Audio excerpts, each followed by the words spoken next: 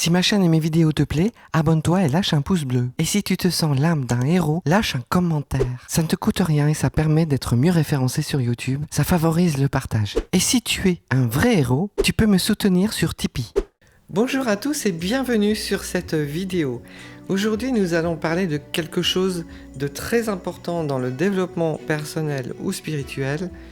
J'ai nommé la méditation. Et nous allons voir pourquoi la méditation est aussi prisée par beaucoup d'artistes et de personnes qui souvent, pour la plupart du temps, doivent se retrouver en face d'autres personnes comme des conférenciers par exemple, etc.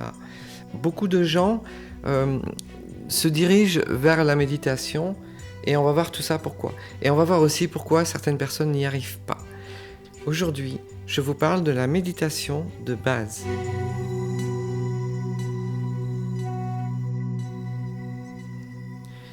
La méditation de base, c'est quoi? C'est en fait le premier apprentissage qui vous permet de comprendre ce qu'est vraiment la méditation. Pourquoi de base? Tout simplement parce qu'elle ne va pas vous apporter un travail psychologique ou spirituel. Mais pourquoi? Vous allez me dire, pourquoi méditer? Tout simplement parce qu'en fait, nous avons une façon en fait de penser qui n'est pas forcément très bonne. Pourquoi je vous dis ça? Parce qu'en fait, imaginez que notre cerveau est quelque chose d'incroyable. Vous avez peut-être même pas besoin de l'imaginer du coup, puisque on le sait. Nous, les êtres humains, nous nous considérons comme étant les êtres les plus intelligents de notre planète. Pourquoi? Tout simplement parce que, contrairement aux animaux, prenons exemple des dauphins et des pieuvres, par exemple, qui sont des êtres, si on fait le ratio entre eux et nous, on se rend compte en fait que eux sont beaucoup plus intelligents que nous et utilisent, attention à la fausse information, mais utilisent des capacités bien plus élevées que nous. Alors, vous allez me dire, oui, mais eux, ils construisent pas des maisons, des routes, des voitures, des avions, des fusées pour aller dans l'espace. C'est ça, en fait, le truc. Et c'est ce qui nous fait dire que nous sommes les êtres les plus intelligents de la planète.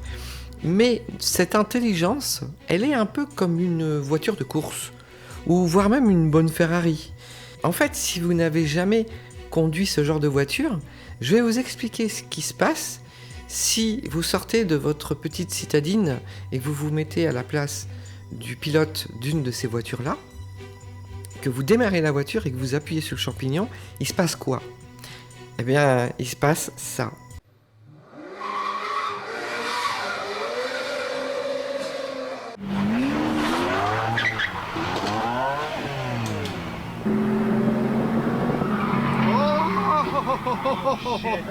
Exactement, c'est exactement ça. En fait, imaginons que là-dedans, nous avons quelque chose que nous ne maîtrisons pas parce que cette intelligence nous dépasse. C'est-à-dire que nous n'avons pas suffisamment de connaissances sur nous-mêmes et sur cette capacité particulière. On n'a pas suffisamment de connaissances pour pouvoir la maîtriser correctement. Vous allez me dire, mais si, moi je me maîtrise très bien. Eh ben non. Si vous regardez cette vidéo, c'est que vous cherchez quelque chose. Donc c'est qu'il y a quelque chose forcément que vous ne maîtrisez pas. De toute façon, les seuls qui maîtrisent, on peut leur donner des noms. Moi je vais vous en donner un seul, Bouddha. Voilà. On n'est pas des Bouddhas, on est bien d'accord. On n'est pas des Bouddhas. Donc on ne maîtrise pas complètement, pas correctement. Alors, qu'est-ce qui se passe dans notre cerveau et qu'est-ce qui me fait dire ça? Je vous donne un exemple. Est-ce que vous avez déjà ressenti le sentiment de jalousie? Une fois dans votre vie, même en étant gamin. Est-ce que vous avez déjà senti ça?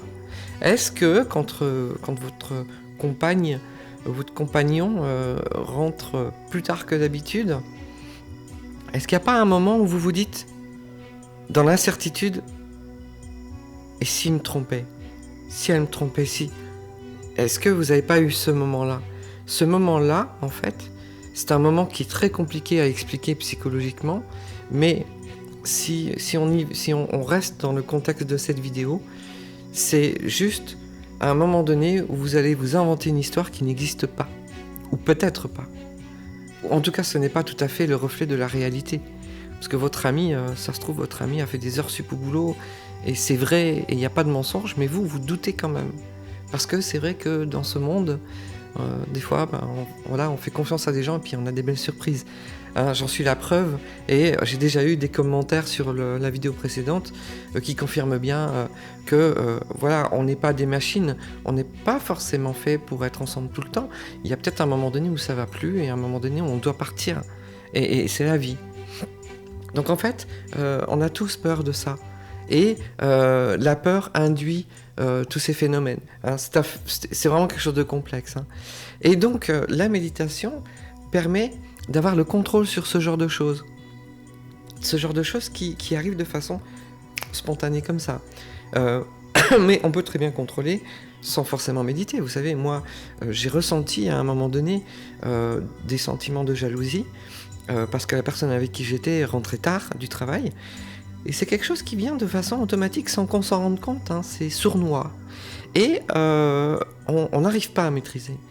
Mais moi, je me suis dit une chose par rapport à la jalousie, on fait une parenthèse.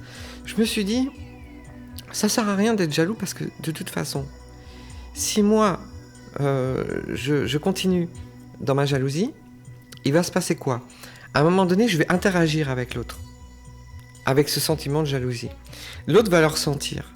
Et si c'est pas vrai, l'autre va trouver ça injuste. Et l'autre va se défendre. Et ça va faire quoi ? Ça va faire un clash. Et ça va casser, c'est un tue-l'amour, le clash. Et donc, du coup, forcément, quand il y a aussi un doute sur l'honnêteté, la sincérité de l'autre, c'est un clash qui est vraiment pas bon et c'est un vrai tue-l'amour. Et du coup, je me suis dit, c'est pas une bonne idée parce que si je continue à avoir ce sentiment de jalousie, si j'interagis comme ça, alors qu'il n'y a aucune raison, je vais quand même tout perdre. Alors, d'une façon ou d'une autre, si c'est vrai, je perds, mais si c'est pas vrai, je perds quand même, parce que je vais perdre de ma crédibilité dans mon sentiment d'amour et dans cette honnêteté qu'on peut avoir l'un envers l'autre. Donc du coup, ça sert à rien. Ça sert à rien. Autant ne plus avoir ce sentiment de jalousie et de vivre pleinement le moment présent. Et puis si un jour ça doit arriver, de toute façon, ça sert à rien de l'anticiper, ça arrivera. Moi, c'est arrivé des années et des années après. Donc, heureusement que je ne me suis pas pourri la vie pendant toutes ces années-là. Ça aurait été dommage. Vous voyez, c'est ça en fait. Et donc, la méditation permet de ne pas en arriver là. Elle permet d'avoir une maîtrise globale sur cette intelligence et elle permet d'apprendre à maîtriser cette machine infernale qui est d'une puissance que nous ne pouvons pas maîtriser si on n'apprend pas à la maîtriser. Et je pense même que c'est ça le plus gros mot du monde.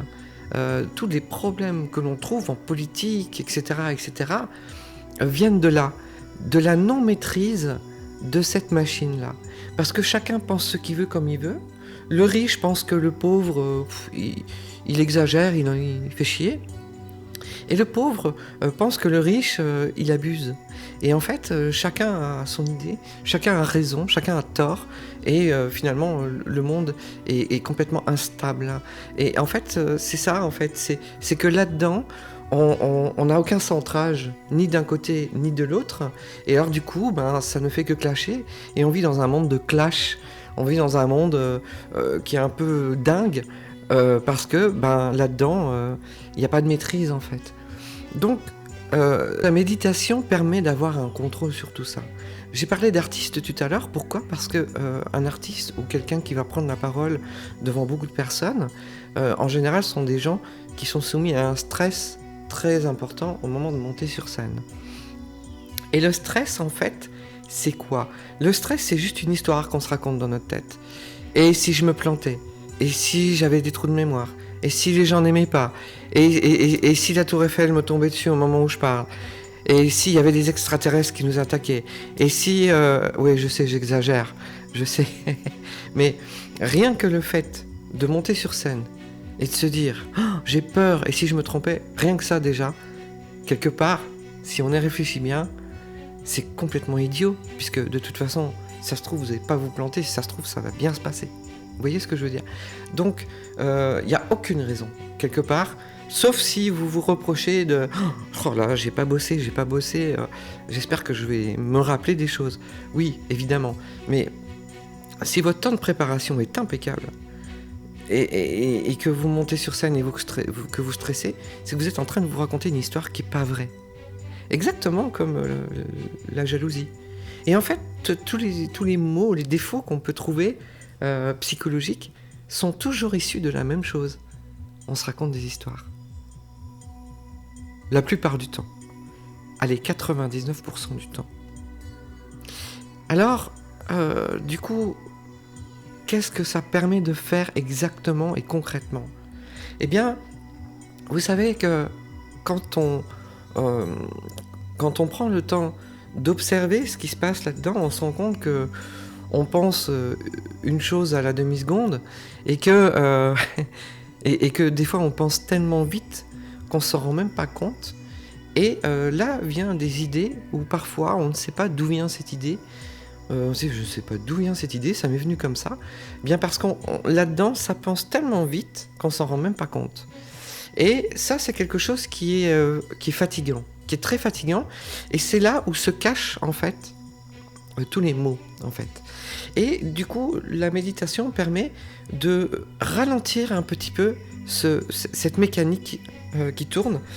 Moi, je vois ça comme une mécanique, en fait, qui tourne en rond, et qui nous empêche en fait d'avoir cette ouverture que certaines personnes appellent la spiritualité. C'est-à-dire que au lieu d'être renfermé dans notre pensée, s'ouvrir à autre chose. J'explique ça, je ne sais pas si j'explique bien, je pense que oui, dans la vidéo, donc je vais vous mettre le lien ici, là. Vous voyez, j'ai appris, hein, je sais que c'est là. Et c'est la vidéo donc, de la mécanique cérébrale où j'explique de façon très simple ma façon en fait, de voir cette mécanique et la façon de s'en sortir. Il n'y a rien d'extraordinaire, c'est juste une façon différente de voir les choses, c'est une façon différente d'utiliser cette machine-là où on a une meilleure maîtrise et où du coup les choses se passent différemment. Et tout change autour de nous, hein, puisque l'interaction change aussi.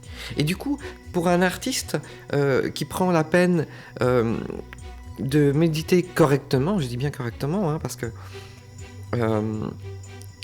on peut très bien croire que l'on médite, mais on ne le fait pas correctement. Donc je vais vous expliquer tout ça à la suite. Hein. Donc pour quelqu'un qui médite correctement, devrait diminuer considérablement son taux de stress sur scène. Peut-être pas l'éliminer complètement, parce que quand on joue sa vie sur scène, quand on démarre, forcément il y a une appréhension, il y a l'espoir, il y a beaucoup de choses. Donc on ne peut pas non plus tout maîtriser entièrement, je dirais pas maîtriser mais tout supprimer, hein. L'idée c'est pas de supprimer les choses, hein, puisque sinon on devient pas très humain. Moi ça m'est arrivé, je vous expliquerai ça dans une autre prochaine vidéo. Et du coup ça permet d'avoir une meilleure maîtrise et d'être mieux en soi et donc forcément mieux envers les autres.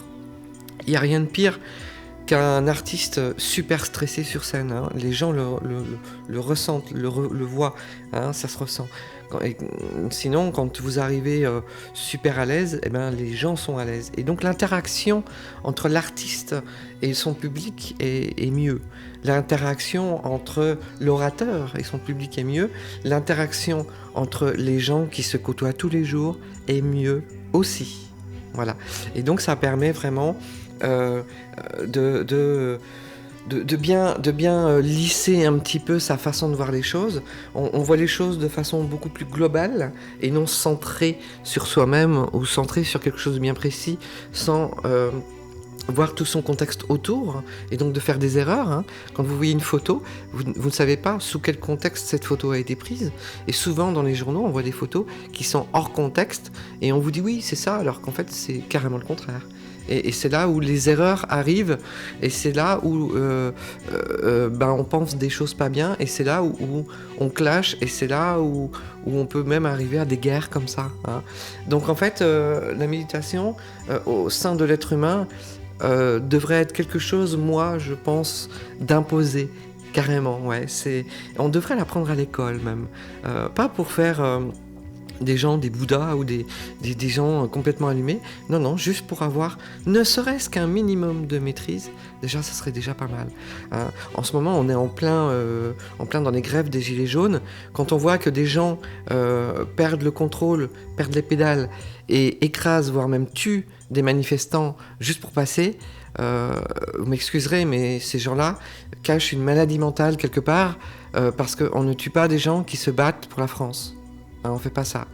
Donc s'il y en a qui font ça, c'est qu'ils ont un problème. D'accord ? Et on voit bien que là, il y a pas de maîtrise. Hein, il n'y a pas de maîtrise.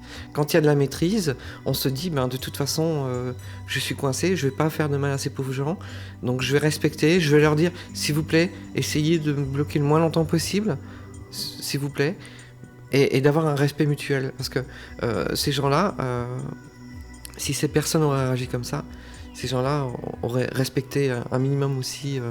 Voilà. Il y a un minimum de respect à avoir, et c'est vraiment la méditation qui permet de pouvoir comprendre, ressentir tout ça correctement, hein, parce que la visualisation de tout ce qui nous entoure est différente. Voilà.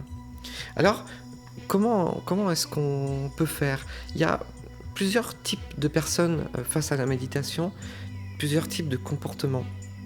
Il y a le comportement un peu comme le mien, où moi j'ai décidé de m'y mettre, et ça a fonctionné, voilà, tout simplement. Et j'ai appris par moi-même. J'ai commencé à faire de la méditation guidée, c'est-à-dire que vous avez une personne, vous en avez plein sur YouTube, hein, vous pouvez chercher, vous tapez méditation guidée et vous allez trouver. Et vous avez plusieurs sujets différents, hein, pour retrouver son soi, etc. Donc vous pouvez tester ça. Et c'est très bien pour démarrer en fait, hein, et pour apprendre. La méditation de base permet vraiment, c'est plus un apprentissage en fait. Hein. Il existe un autre type de personne face à la méditation. C'est la personne qui a super envie de méditer mais qui n'y arrive pas. J'y arrive pas. Ça, on va revenir aussi. Et vous avez aussi le type de personnes qui disent « Moi, la méditation, je trouve ça complètement idiot. C'est débile, ça sert à rien. » Quand on voit les gens faire comme ça, franchement, moi, je trouve ça complètement ridicule. Et vous avez les gens qui disent « Moi, j'aimerais bien méditer, mais c'est impossible parce que ça m'énerve. » Voilà, ça m'énerve. J'imagine un peu les gens qui essaient de méditer. Fais chier, merde. Alors, pourquoi toutes ces petits soucis face à la méditation ? Tout simplement parce que déjà, premièrement, nous avons une idée reçue sur la méditation. Nous vivons dans un système social hyperactif. Hein, c'est hyperactif, hein, c'est pas actif. Là, on est dans l'hyperactivité. Hein, et on n'est pas des fourmis, on est des êtres humains, donc... Je pense que on est habitué à cette hyperactivité et fatigué par cette hyperactivité. Et du coup, quand on voit à quel point la méditation nous arrête, hein, parce que ça nous arrête net, eh bien c'est un peu violent. Donc du coup, ça paraît impossible et ça peut même paraître énervant, parce qu'on est tellement habitué à être toujours à donf que quand ça s'arrête, eh ben, ça paraît pas normal, ça fout la ch'touille, ça met mal à l'aise. Voilà. Alors qu'en fait, c'est juste une idée reçue. C'est comme la jalousie en fait, c'est pareil. C'est-à-dire que c'est une idée. Voilà, tout simplement. Et il n'appartient qu'à vous-même de changer cette idée. Ou peut-être éventuellement de vous forcer un petit peu. Hein, parce que parfois, on est obligé, hein, de se forcer un petit peu pour pouvoir arriver à l'apprentissage et se forcer. Et vous pouvez commencer par, vous dites, je commence par faire 5 minutes. Voilà, 5 minutes dans l'apprentissage, 5 minutes de méditation, c'est déjà énorme. Et ça permet déjà de bien démarrer. Hein. Donc, c'est un peu comme le sport. Hein. Oui, franchement, c'est exactement la même chose que le sport. Quand vous n'avez pas jamais fait de sport, déjà vous êtes contre. Et puis vous dites ouais, ça sert à rien, parce que vous trouvez une bonne excuse pour ne pas le faire. Et puis quand vous essayez, vous dites non, j'y arrive pas. Eh ben, si vous y arrivez, forcément, on y arrive toujours. 5 minutes. 5 minutes, on y arrive. C'est obligé. C'est obligé. Faites 5 minutes régulièrement. Donnez-vous cette obligation-là. Obligez-vous à le faire. 5 minutes, vous allez pas... il va pas vous arriver grand-chose en 5 minutes. Vous pouvez y aller, il n'y a aucun souci. 5 minutes à apprendre à faire le vide. Peu importe de la façon dont vous le faites. Vous mettez de la musique douce, ou même ce que vous voulez. Moi, à une époque, à un moment donné, je méditais sur du Pink Floyd. Vous voyez ? Voilà, c'est très bien Pink Floyd pour méditer, c'est excellent. J'ai même médité sur une chanson de Dire Straits. Voilà. Et je sais pas le titre, mais voilà, à un moment donné, j'ai fait voilà, c'était pour essayer. C'était formidable, c'était génial. Donc on peut faire voilà, mettez-vous à l'aise, faites comme vous voulez, mettez de la musique que vous aimez et faites le vide. Voilà, vous fermez les yeux, vous vous installez comme vous voulez, vous pouvez vous mettre assis, un peu allongé. En fait, votre position de relaxation préférée. Voilà, c'est ça le truc. Vous mettez dans un état préféré. Il y en a qui aiment bien s'enfermer dans un casque avec de la musique, donc vous pouvez faire. Moi, je préfère avoir les enceintes parce que j'ai l'habitude, en tant qu'ingénieur du son, de travailler sur une écoute venant d'un peu loin. Donc moi, je préfère ça comme écoute. Moi, ma position préférée de tous les jours, c'est celle du lotus. Même quand je travaille, je m'assieds en lotus.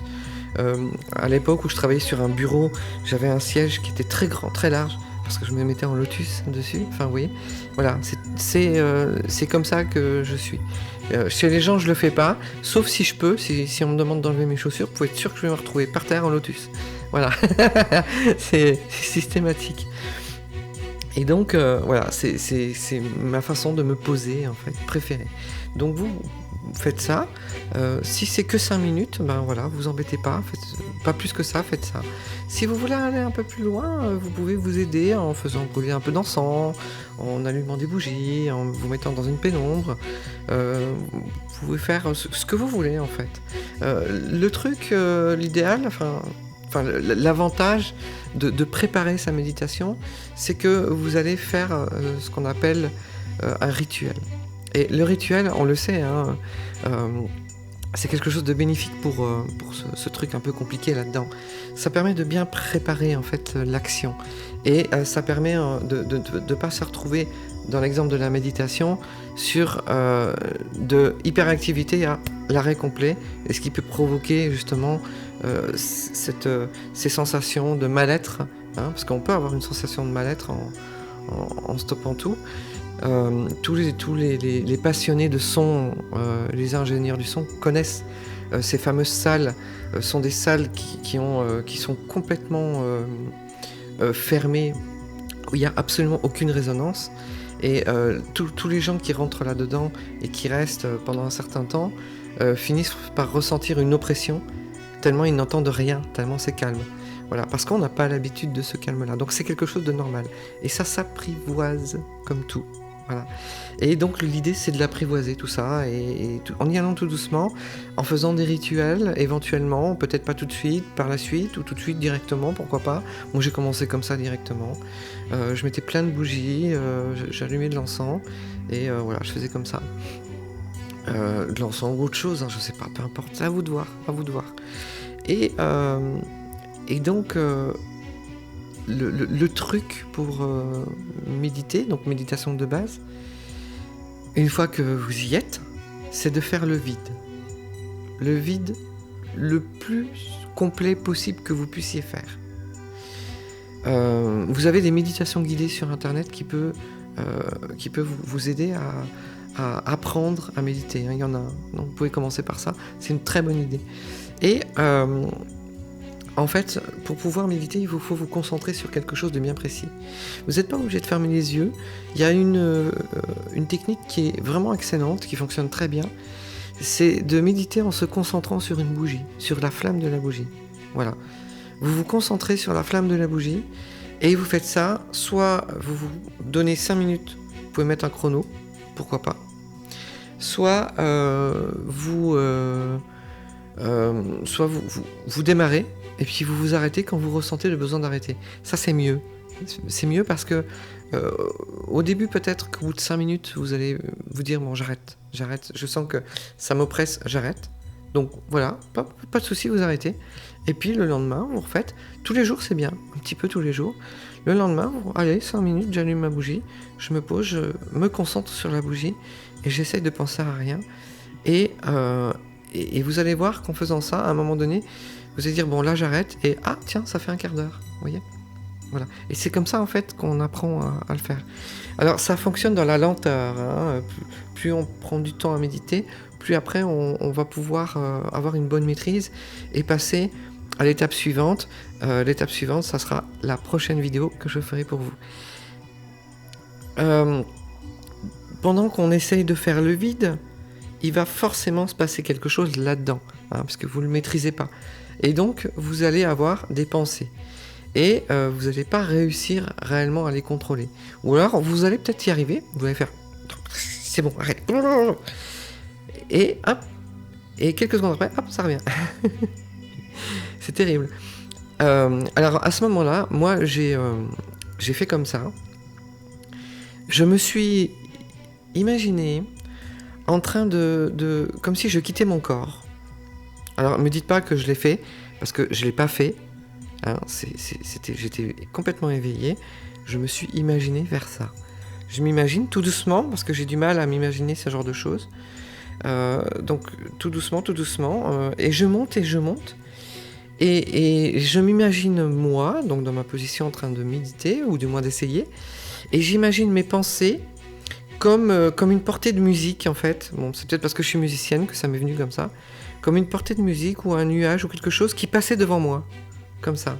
C'est-à-dire qu'en fait, je devenais plus la victime de mes pensées, entre guillemets, mais l'observatrice de mes pensées. Et en prenant cette hauteur, je réussis à voir que je pense. Et à me rendre compte que mes pensées passent sans que je les maîtrise. C'est très important comme étape. Parce qu'on a beau le savoir, tant qu'on ne le vit pas, on ne l'intègre pas. Donc ça permet de pouvoir observer et donc vivre, ressentir ce phénomène en fait. Et en faisant ça, on apprend finalement, puisque du coup on détache nos pensées de notre présence à l'état présent. Hein. Quand on dit soyez dans le présent, c'est ça en fait. Hein. En fait, c'est rien d'autre que ça, hein, puisque quand vous pensez forcément oui, il faut que je fasse ça, il faut que je fasse ça, il faut que je fasse ça, il faut que je fasse ça. C'est-à-dire pas au présent, mais après, juste après. Même si c'est une minute après, même si c'est quelques secondes après, c'est pas l'instant présent, c'est après. Et souvent, quand on pense, c'est toujours l'après. Ou l'avant. Mais c'est jamais l'instant présent. Parce que l'instant présent, on vit les choses, donc on les pense pas. Vous voyez, c'est ça la différence. Donc en observant ça, en prenant de la hauteur comme ça, et vous verrez que si vous faites ça dans la vie, vous allez voir, c'est un truc de ouf. Vous voyez vraiment les choses dans son ensemble, et vous vous rendez compte que vous aviez une idée arrêtée sur une chose, alors qu'il y a ce contraire, et quand on voit les deux, on se dit « Ah ouais, mais alors c'est quoi ? Le vrai, c'est celui-là et c'est celui-là. » Et là, on se rapproche de la vérité, en fait, hein, parce qu'on ne croit plus à ce qu'on pense, parce qu'on voit qu'il y a d'autres pensées aussi qui existent à côté, et du coup, on se dit, mais c'est là ou c'est l'autre. Et si on ne sait pas répondre, du coup, on se rend compte que dire je ne sais pas, c'est super important pour pouvoir se libérer psychologiquement et donc spirituellement aussi. Donc, vous voyez, la méditation, c'est pas anodin. Ça permet vraiment énormément de choses. Ça permet vraiment de s'ouvrir vers quelque chose de différent. Donc je continue dans la méditation. Donc une fois que vous y êtes, vous avez réussi ou pas. Si vous n'avez pas réussi, entraînez-vous à le faire. À un moment donné, vous finirez par y arriver. c'est obligé, il n'y a pas de raison que vous n'y arrivez pas. Hein, il y a plein de gens qui arrivent, donc il n'y a pas de raison.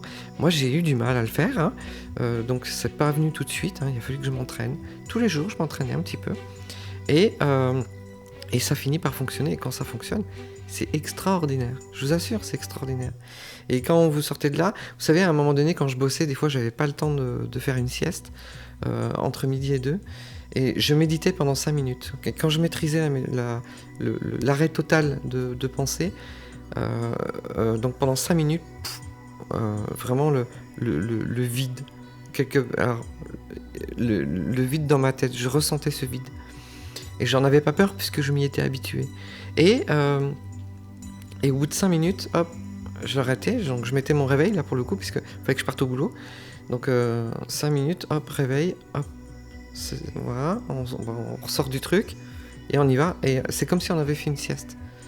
On sort, on a la pêche. Donc c'est pour vous dire à quel point la méditation est puissante. En fait, non, c'est pas la méditation qui est puissante. Ce qui est puissant, c'est notre machine qu'il y a là-dedans. Et ce qui fait la reconnaissance de sa puissance, la vraie, ce qui fait qu'on peut bénéficier de sa puissance, c'est de la maîtriser. Donc, et pour la maîtriser, soit on y arrive naturellement, spontanément, ce qui est extrêmement rare, ou alors ce sont des gens qui se mentent à eux-mêmes et qui croient qu'ils maîtrisent, mais qui maîtrisent rien du tout. Une fois que vous avez compris tout ça, donc l'idée c'est ça, c'est de faire le vide.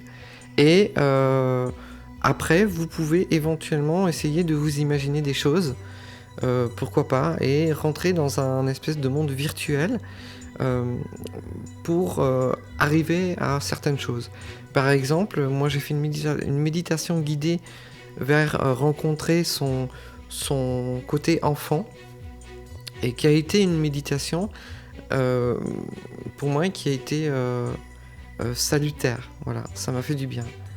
Et c'était vraiment quelque chose de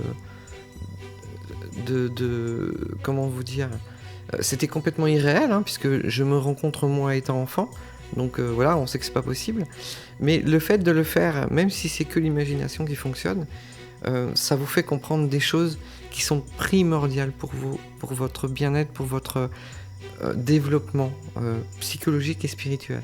C'est super important. Donc il y a des choses comme ça que vous pouvez faire, et vous trouverez tout ça sur YouTube. Voilà, par des gens qui peut-être parfois ont tendance à un peu exagérer, mais c'est pas grave, c'est pas grave.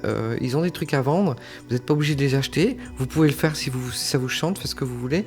Moi personnellement ça m'est égal, mais ce qui est important c'est ce qu'ils vous proposent gratuitement sur YouTube, et ça vous entraîne à méditer, et ça vous amène à comprendre des choses, et c'est vraiment bien. Voilà.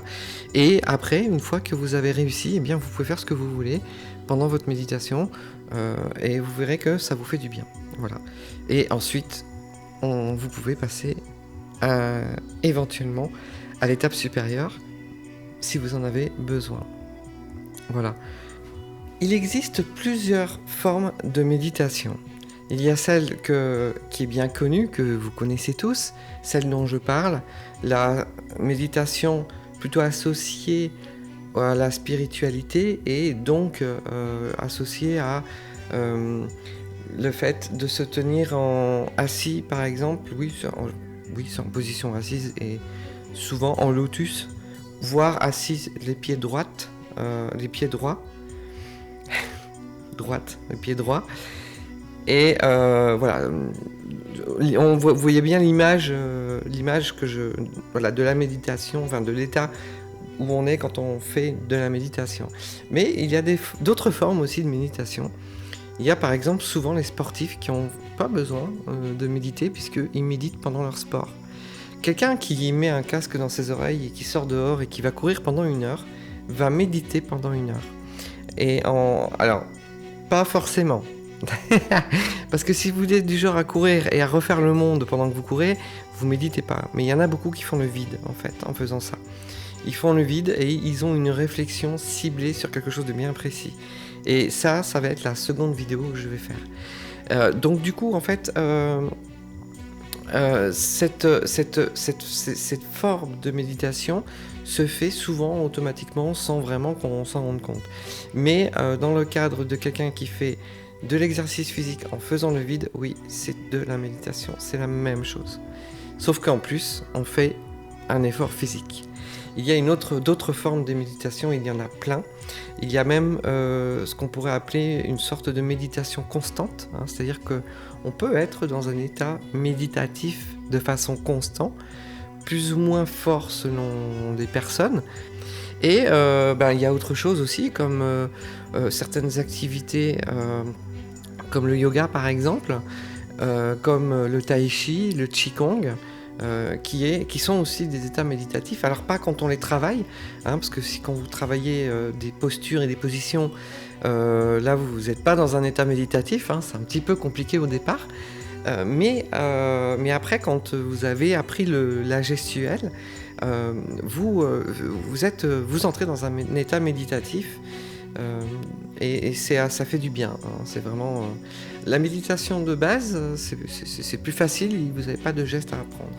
Mais voilà, après ça reste des pratiques qui sont très sympathiques, qui vous permettent aussi de bouger votre corps de façon très saine et pourquoi pas allier l'un et l'autre, hein, voilà. Donc voilà, je voulais juste faire le point sur ces différents états. Voilà, j'espère que ça vous a éclairé sur le sujet de la méditation et que vous le fassiez ou pas, c'est à vous de voir. Mais si vous le faites, je vous souhaite vraiment de bien réussir. Je vous dis à la prochaine pour une prochaine vidéo où on va parler de la méditation Vipassana. Ciao!